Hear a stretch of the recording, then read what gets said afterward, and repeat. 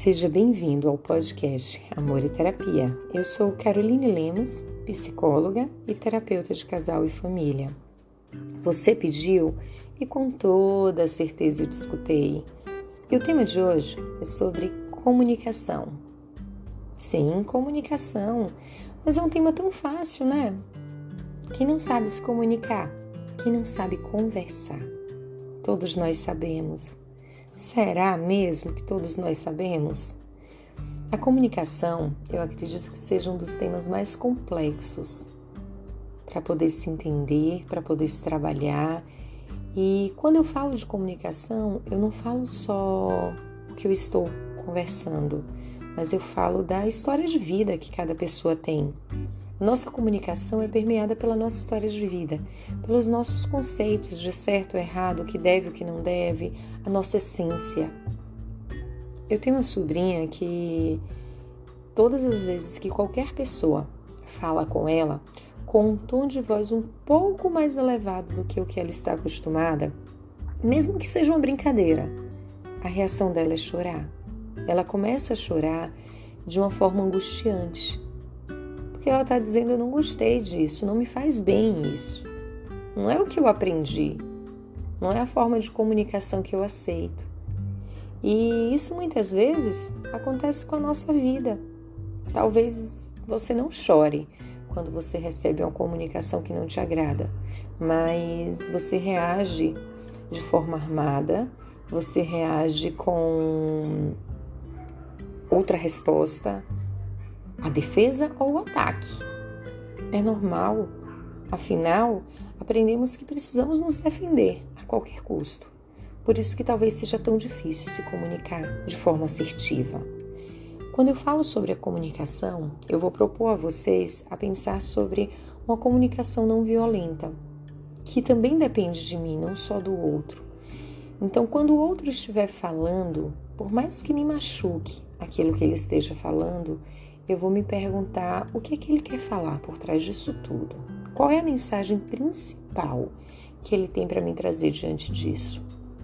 Quando eu paro e penso nesse ponto de vista, eu começo a focar na mensagem e não nas críticas e não na forma grosseira de se falar muitas vezes, mas na mensagem.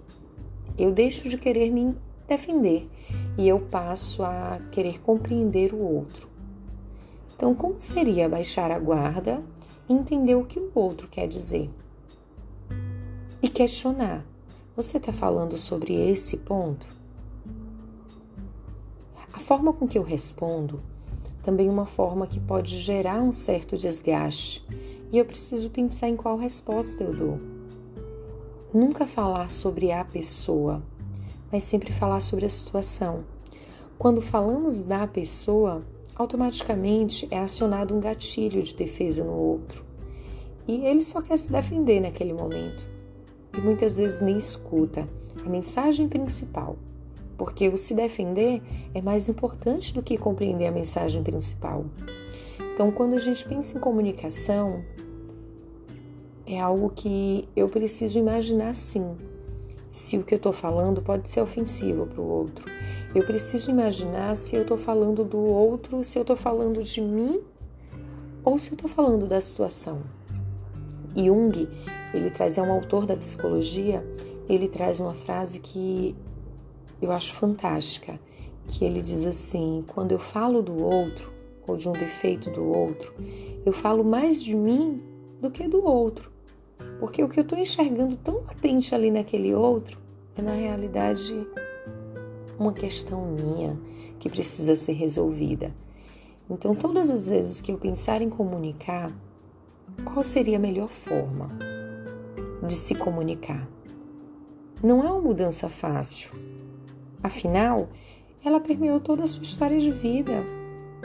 Mas é possível, desde que eu comece a me dar conta.